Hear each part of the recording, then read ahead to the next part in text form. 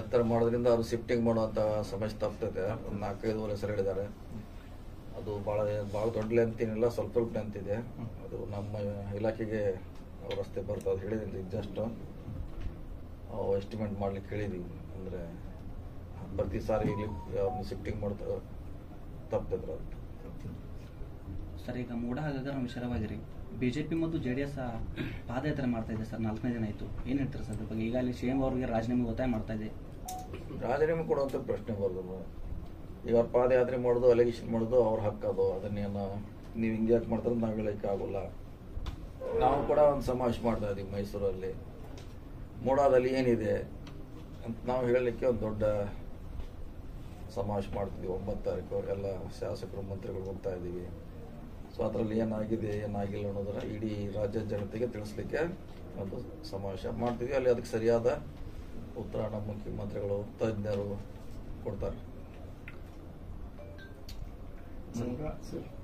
HDK ಮತ್ತು DK ಅವರ ನಡುವೆ ನಡೀತಿರುವ ವಾಗ್ವಾದ ಇದ್ರ ಬಗ್ಗೆ ಭಾಳ ಪೀಕಾಗಿ ಹೋಗಿದೆ. ಅದು ಭಾಳ ಎತ್ತರಕ್ಕೆ ಹೋಗಿದೆ. ಅದು ಸರಿಯಾದ ಕ್ರಮ ಅಲ್ಲ ಅಂತ ನನಗೆ ಅನಿಸ್ತಾ ಇದೆ. ಯಾಕಂದ್ರೆ ಅದನ್ನ ನೋಡಿ ಆ ರೀತಿ ಆವೇಶ ಭರಿತಾಗೋದು ಅವಶ್ಯಕತೆ ಇಲ್ಲ. ನಾವೇನೇ ಇದ್ರೂ ಪಬ್ಲಿಕ್ ಸರ್ವೆಂಟು, ಪಬ್ಲಿಕ್ ನಮ್ಮನ್ನ ನೋಡ್ತಿರ್ತಾರೆ. ಅದು ಕೂಡ ನಾವು ಗಮನಿಸಬೇಕು. ಸೊ ಜನ ನೋಡ್ತಾರೆ ನಮ್ಮನ್ನು ಏನೋ ಮಾಡಿದ್ರು. ಅದು ಭಾಳ ಮುಖ್ಯ. ಸರ್, ಗವರ್ನರ್ ಒಂದು ವೇಳೆ ಪ್ರಾಸಿಕ್ಯೂಷನ್ ಅನುಮತಿ ಕೊಟ್ಟರೆ ತಮ್ಮ ಸರ್ಕಾರದ ಕೊಟ್ಟರೆ ಇದ್ದೇ ಇದೆ. ಅದಕ್ಕೆ ಕಾನೂನು ಹೋರಾಟ ಮಾಡಬೇಕು ಒಂದೇ ಪರಿಹಾರ. ಬೇರೆ ಕಾನೂನು ಹೋರಾಟ ಮಾಡೇ ಮಾಡ್ತಿದೆ, ಪ್ರಶ್ನೆ ಇಲ್ಲ. ಈಗಾಗಲೇ ಅದ್ರ ಬಗ್ಗೆ ಚರ್ಚೆಗಳು ನಡೀತಾ ಇದೆ, ಯಾವ ರೀತಿ ಹೋರಾಟ ಮಾಡಬೇಕಂತ. ಸೊ ಹೋರಾಟ ಅಂತ ಖಂಡಿತವಾಗಿ ಮಾಡೇ ಮಾಡ್ತೀವಿ. ಸರ್, ಬರಗಾಲ ಸಂದರ್ಭದಲ್ಲಿ ಬರ ಪರಿಹಾರ ಇನ್ನೂ ಕೂಡ ಬಂದಿಲ್ಲ ಅಂತ ಹೇಳಿ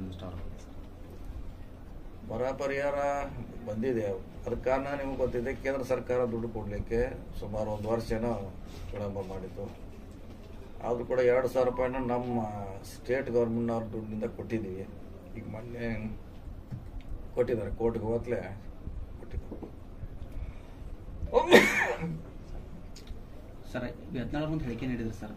DK ಶಿವಕುಮಾರ್ ಅವರನ್ನ ಮುಖ್ಯಮಂತ್ರಿ ಮಾಡೋದು ಬಿಜೆಪಿ ಮತ್ತು JDS ಪಾದಯಾತ್ರೆ ಮಾಡ್ತಾ ಇದೆ ಅಂತ ಹೇಳಿದ್ರು ಸರ್. ಎಲ್ಲೋ ಒಂದು ಕಡೆ ಬಿಜೆಪಿ, ಕಾಂಗ್ರೆಸ್ ಮತ್ತು ಬಿಜೆಪಿ ನಡುವೆ ಹೊಂದಾಣಿಕೆ ರಾಜಕೀಯ ನಡೀತಾ ಇದೆ ಅಂತ ಸರ್.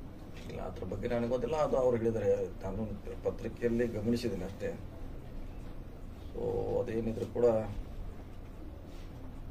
ಅವರ ಹೇಳಿಕೆ ಕೊಟ್ಟಿದ್ದಾರೆ. ಅದ್ರ ಬಗ್ಗೆ ನಾನು ಹೇಳಲಿಕ್ಕೆ ಇಷ್ಟಪಡೋಲ್ಲ. ಯಾಕಂದ್ರೆ ಅದ್ರ ಬಗ್ಗೆ ನಮಗೆ ಅವ್ರ ಆರೋಪ ಮಾಡಿದಾಗ ನಮ್ಮ ಕಡೆ ಏನು ಮಾಹಿತಿ ಇಲ್ಲ, ಅದ್ರ ಬಗ್ಗೆ ದಾಖಲೆನೂ ಇಲ್ಲ. ಸೊ ಅದೇನಿದ್ರು ಕೂಡ ಅವರ ಹೇಳಿಕೆ ಕೊಟ್ಟಿದ್ದಾರೆ. ಅದ್ರ ಬಗ್ಗೆ ನಾನು ಹೇಳಲಿಕ್ಕೆ ಇಷ್ಟಪಡೋಲ್ಲ. ಯಾಕಂದ್ರೆ ಅದ್ರ ಬಗ್ಗೆ ನಮಗೆ ಅವ್ರ ಆರೋಪ ಮಾಡಿದಾಗ ನಮ್ಮ ಕಡೆ ಏನು ಮಾಹಿತಿ ಇಲ್ಲ, ಅದ್ರ ಬಗ್ಗೆ ದಾಖಲೆನೂ ಇಲ್ಲ. ಸರ್, CM ಬದಲಾವಣೆ ಬಗ್ಗೆ ಸಹ ಸ್ವಲ್ಪ ಅಲ್ಲಿ ಚರ್ಚೆ ಆಗ್ತಾ ಇದೆ. ಇದ್ರ ಬಗ್ಗೆ ಹೇಳ್ತೀರಿ ಸರ್? ಅದರಲ್ಲಿ ತಮ್ಮ CM ಬದಲಾವಣೆ ಪ್ರಶ್ನೆ ಬರೋದಿಲ್ಲ.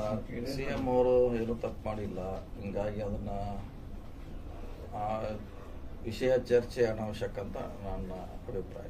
ಸರ್, ಈಗ ವಿರೋಧ ಪಕ್ಷಗಳ ಹಲವಾರು ಅವರಲ್ಲಿ ಇದು ಹಗರಣಗಳಿವೆ. ಅದನ್ನ ಬೆಳಕಿಗೆ ತರುವಲ್ಲಿ ಕಾಂಗ್ರೆಸ್ ಮುಖಂಡರು ಆಗಲಿ ಅಥವಾ ಲೀಡರ್ ಆಗಲಿ ಸಚಿವರಾಗಲಿ ಯಾಕೆ ಪ್ರಯತ್ನ ಮಾಡ್ತೀವಿ? ನಾವು ಮಾಡಬೇಕಾಯ್ತು. 1 ವರ್ಷ 4 ತಿಂಗಳ ನಮ್ಮ ಸರ್ಕಾರ ಬಂದಾಗ ಅದಕ್ಕೆ ಬಗ್ಗೆ ನಾವು ಹೆಚ್ಚು ಗಮನ ಕೊಡಬೇಕಾಯ್ತು, ಕೊಟ್ಟಿಲ್ಲ. ಈಗಾದರೂ ಕೂಡ ನಾವು ಎಚ್ಚೆತ್ತುಕೊಂಡಿದ್ದೇವೆ. ಸುಮಾರು 29 ಜನ ಪ್ರಕರಣ ವಿಚಾರ ನಡೀತಾ ಇದ್ದಾರೆ.